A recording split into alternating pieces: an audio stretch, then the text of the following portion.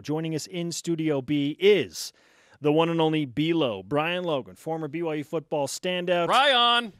And a special friend of Studio B. What's up, dude? What's going on, man? Hey. It's fall camp day. We made it. We made it. We did. This is the day that the Lord has made. You know the rest, right? I would be glad and rejoicing in it. Yeah. Yeah. We were going to say Come it. on, man. You to say it. You're not excited? Like I was trying to find my helmet, man. I was trying to find my helmet. Were you really? I was going to wear we have one right here. I didn't really. You want to put it on? Nah, that one looks. I need my visor. I got to have swag with my helmet, so. That has no. The visor does take the helmet to a new level. It's been. Yeah. I agree. And I got the little Nike decals. Brian, you're with us. I'll get. When I find it, I'll dust it off, and I'll. You guys can have my helmet, right there. We want you to keep it. Okay. You don't even know where it is. You said I was looking for my helmet. If he wants the exposure every day on national television, we'll take it. I'll wear it too. Yeah. We'll find a place for Brian Logan's helmet. Yeah, I'm just gonna put I love Jerem and Spencer. We just revealed our top 5 storylines heading into fall camp. Starting quarterback number 1. What's the offense going to look like from Jeff Grimes? Who's going to be the number 1 running back? What newcomers will have the most impact this season? And what in the world is the secondary going to look like? How do your top 5 storylines differ from ours? Quarterback. Okay. All right. No, that graphic says otherwise, Brian. Yeah, Ben kind of forced me to come up with 5, but no, it's obviously starting quarterback. What is the offense going to look like? Leadership, right? I mean, that's the most important thing. Okay, so you take a change on number 3. We had the same at 1 and 2. I mean, I feel like all 3 of those are into one. Because the quarterback is obviously going to have an impact on the offense, and obviously whoever the starting quarterback is, we talk to guys on the show. Needs all the time. to be the leader. It has to be by default. You have no choice. If you're the quarterback, you're the leader. It's it comes together. You experienced this in 2010. Jake Heaps, for all his talent out of high school, wasn't a leader yet, right? Perhaps later in his career he became that guy, but he wasn't the leader. And Riley Nelson was the leader. So there was like this weird vibe, right? It was like Team Riley, Team Jake. Yeah. So do you think that happens at all today, where it's like, is there a Team Tanner? Is there a Team Joe? Oh, yeah. At all? Yeah, 100%, man. Anybody that says no is not being real with themselves. I mean, you could lie to anybody. Don't lie to yourself, right? And it's natural. It has to come with the territory until somebody is called the starter, right? It's just how it is. That's how it was with us. And yeah, we chose a side at the time. When I played, I was team Jake. And I've never said this in public. Sorry, Jake. I would actually drop interceptions thrown by Jake Heaps. Really? To help him out? I'm sorry, Jake. Yes. Wow. Yeah, there was one. You always learn something good. There was one play. And I always remember this. There was one play in camp where I got it as at the goal line, and I got a pick 6. And afterwards, he grabbed me by the neck. He was like, "Dude, what are you doing?" And I was like, "Oh snap! It was in the heat of the moment. I'm sorry. It was just natural." And this is 10. You're an established starter. Yep. You're good. Yep. If it was 09, you would have had to pick it off. Oh yeah. Max, oh right? yeah. I mean, if I had a fingernail on Max's ball, I'd get lucky. So. Seriously. You had your role. Yeah, you were established at that point, so you had the luxury to do things like that. Yeah. Any DBs drop a pass from their favorite quarterback? Man, you talking about team that was my boy. I was riding for him. That's true team Jake or team whoever, right? Yeah, who's on Team Tanner? Who's on Team Joe? Who's on Team Zach? And perhaps not everyone feels this way. Like, were there teammates of yours that weren't, they didn't care? Or was it everyone picked a side? Yeah, I think a lot of the leaders, the natural leaders, the 7 seniors or 8 seniors that we did have, we would always talk about it. Obviously, with the defense and the DBs, we talked about it a lot. The defense, that was one of the concerns, right? Like the year before in 2009, it's the best feeling to get off the field and know that you can rest for a little bit, that you are probably going to score, in whatever situation, right? And going into that year, we were like, oh shoot, whoa man, what's gonna happen?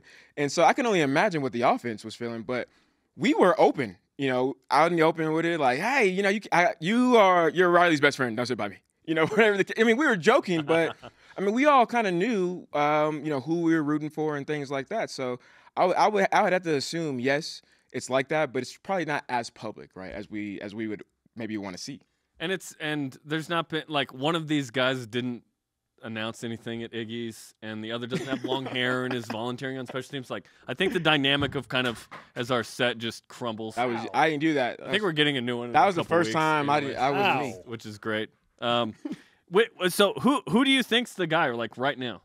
Who do you think's the number one? I mean, it seems Joe or Tanner, right? Yeah, I mean, I've been saying Tanner the whole time. I try to watch the other episode. I think somebody was gone, right? About what Coach Lamb had said. Yeah. And which kind of surprised me, but I don't know. I have to just go with experience over talent, I guess, right now.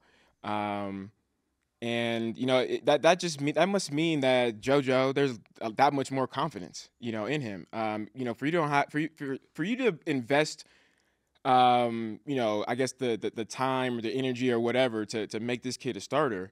He has to be that, like, I don't know, I want to say 10 times more better than Tanner, but it's got to be pretty significant, right, for him to say those comments. I hope there is a clear indicator. The last thing I want is it's 51% to 49%. I would like that caveat, or not the chasm to be a little bit wider, so that's like, okay, we know Joe's the guy or Tanner's the guy. Like it's not like flip a coin. But if it's like that, it's even more vital to name a guy, because what you don't want to happen if it's close and it's like, well, Tanner has this or Joe has this or whatever the case is, then you start to really get that divide, right? Aside from it being natural, you really start having guys really ponder it. Where with us, or with the coach saying flat out, this is the guy, even if he hit, is 51% over the second guy, people go, well, it's just shut down. You don't ponder it as a player. You say, well, coach said this, so I mean, we got to ride with him. I don't know that someone will emerge. Like how's that going to manifest itself in the practice field, right? Like. You're telling me Tanner Mangum's not going to do his darndest to be the leader, to be vocal, to be the guy that started 21 I hope he is. You know what I mean? Like, if Joe Critchlow isn't on Scully and he wins the starting job, that is a huge indictment on all the other scholarship quarterbacks. You know what I'm saying? Yeah. As a former walk-on? Yeah. I mean, I think really it says a lot more to him, and you gotta take that stuff with a grain of salt, man. I mean, look at Dennis, right? Andrew Rich was another one. That was a walk-on, but in the recruiting process, guys get overlooked all the time. Sure. There's a lot has to do with hype. But at the same time, if I'm a scholarship player, there's no way in the world I'm gonna let a kid that's a walk-on. And perhaps Joe's on Scully now. I don't know. I hope he is. Like, if he's competing for the starting spot, give that man a scholarship. Right? Yeah, exactly. Because he's going to be the one or two. This is the thing right here, and I always remember this when I was battling in 2009. We had all the JC transfers. Like the way we're talking about the quarterbacks now is how we talked about us and the DBs. And what separated me, man, was the team settings, the scrimmages and at Lavelle Edwards. I always showed up because I don't care about practice. Heck no. I had double hernias and I was trying to save myself, right? And so, but whenever it was a team like environment, the coaches said, "Wow, whenever the lights are on and it means something, like this kid he separates himself more than anything." And we talk about that all the time in 2010. Like Jake, he amazing arm and technique, all that stuff, but there's no pressure. Right? As far like physical pressure, nobody's in his face. So it looked pretty. But when you get into the game, it was like, oh, shoot, it's a different situation. It's a different Jake. So that's how I would evaluate. And us as analysts and fans, when we look at tape or whatnot, nobody cares about one-on-ones. You have no line of scrimmage. You don't have any pressure at all. You already know where he's going. You don't have any help from the defense, right? It's easy. 7-on-7, same thing. It's easy. So look at the game situations and the settings to see the skill set and if they can be predictive. Brian Logan with us on BYU Sports Nation. We'll end with this. The coaches poll was just released. Yes. And BYU's number 18. Always exciting preseason top 25 polls. No surprise, Alabama number 1. BYU opponents Washington, number 6. Wisconsin, number 7. Boise State, number 22. Also receiving votes, Utah and Northern Illinois. The 3 ranked teams, that's what we expected. As a player, when you see something like this, a poll come out and you say, All right, we've got 3 top 25 teams on the schedule, and there's a chance that Utah and Northern Illinois might sneak in there as well. What's the first thing that goes through your mind? Strictly players' perspective. Let's go.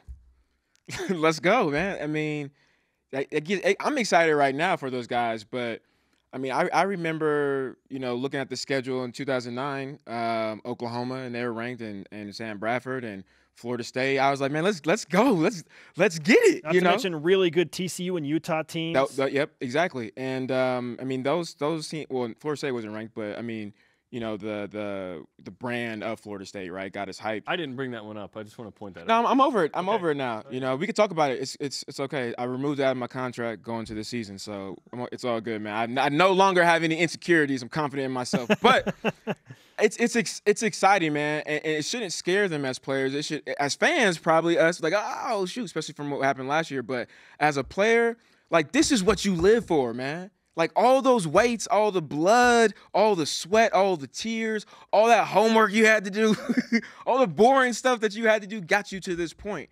And take advantage, man, and take advantage in a way where you leave everything on the field, and so you can look yourself eye to eye and say, I'm no longer embarrassed about the Florida State game.